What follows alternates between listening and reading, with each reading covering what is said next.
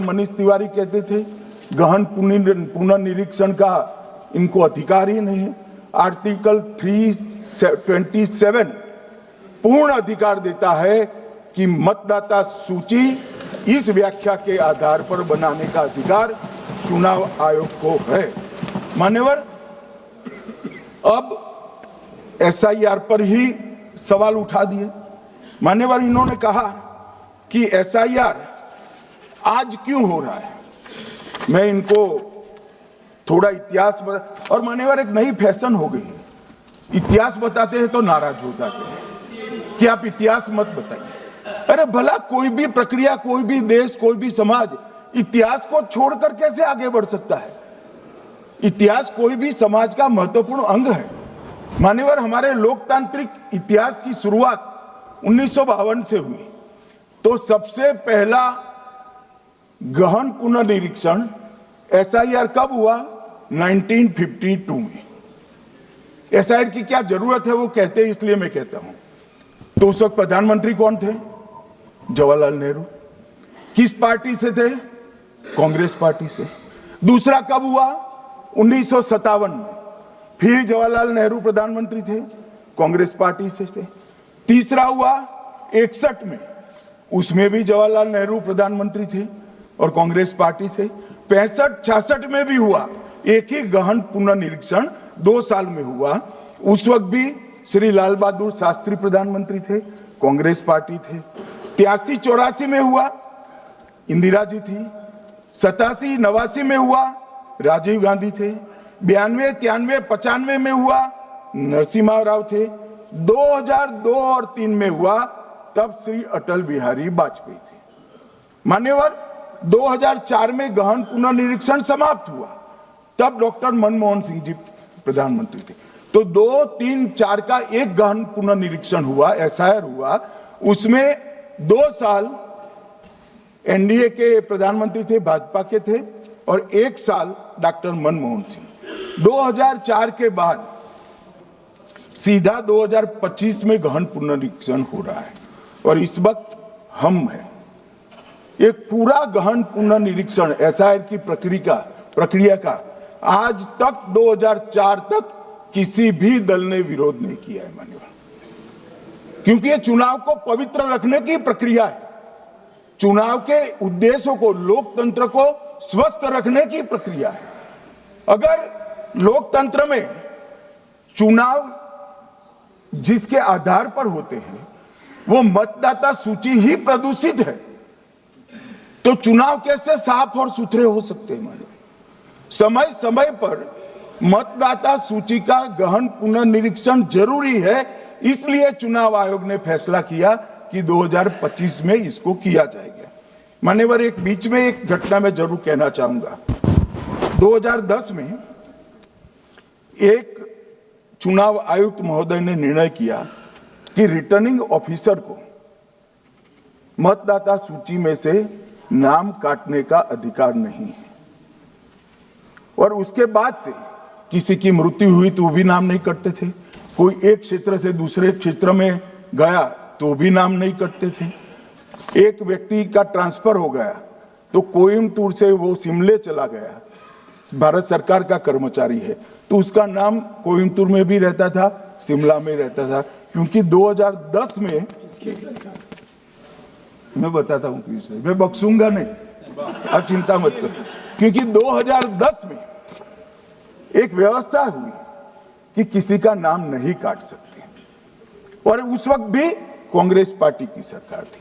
तो एक गहन पुनर्निरीक्षण क्या है? मानिए, एक गहन पुनर्निरीक्षण है कि जिनकी मृत्यु हो गई उनके नाम कट जाए, जो 18 साल से बड़े हो गए उनके नाम जोड़ जाए, जो किसी भी प्रकार से 2 जगह मतदाता है उनके नाम कट जाए, और जो विदेशी नागरिक है उनको चुन चुन कर डिलीट किया जाए। ये गहन पुनर्निरीक्षण। और मैं आज इस मंच से, आपके माध्यम से इस सदन को और देश की जनता को कहना चाहता हूं, क्या कोई भी देश का लोकतंत्र सुरक्षित रह सकता है जब देश का प्रधानमंत्री और राज्य का मुख्यमंत्री कौन हो वो घुसपैठ ये तय करेंगे? मान्यवर, नहीं रह सकते। एक मतदाता का एक से ज्यादा जगह पर वोट होना चाहिए मान्यवर, एक से ज्यादा जगह पर वोट होना चाहिए। जो लोगों का मृत्यु हो चुका है मान्यवर, जिन लोगों का मृत्यु हो चुका है उनका वोट मतदाता सूची में होना चाहिए मान्यवर। ये SIR और कुछ नहीं है, मतदाता सूची का शुद्धिकरण है।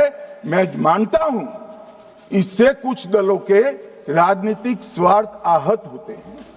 मुझे उन दलों के प्रति एक प्रकार से अनुकंपा भी है, क्योंकि देश के मतदाता तो वोट देते नहीं हैं। ये थोड़े विदेशी दे देते थे, वो भी चले जाएंगे।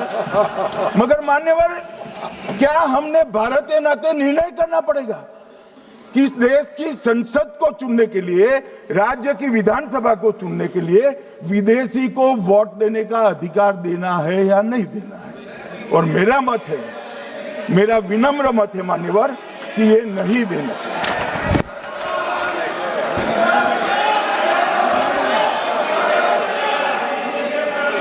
दादा बैठ जाइए प्लीज प्लीज। मान्यवर,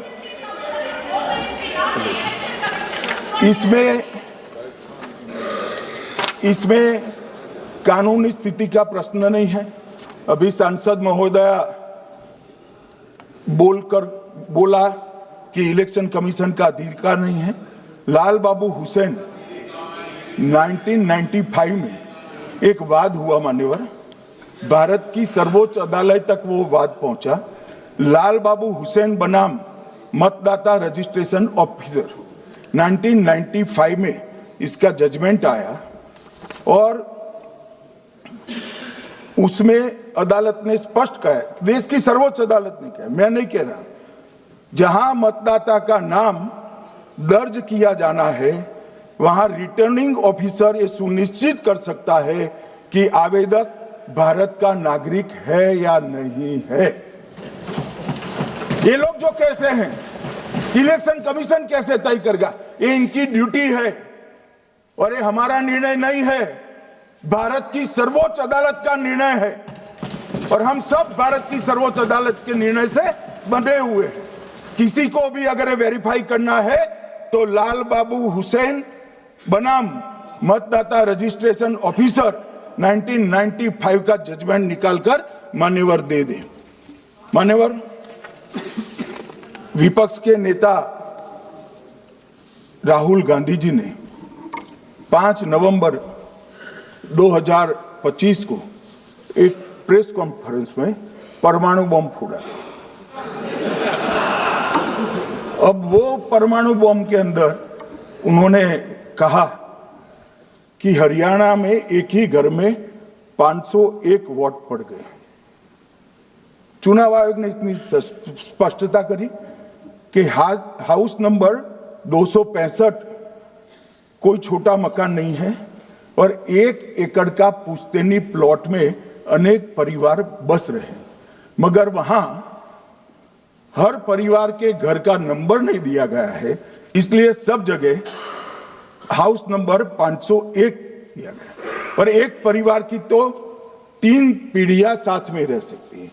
और पुराने नंबर से ही जब हरियाणा में कांग्रेस की सरकार चुनी गई तब से ये नंबर इसी तरह से चल रहा है।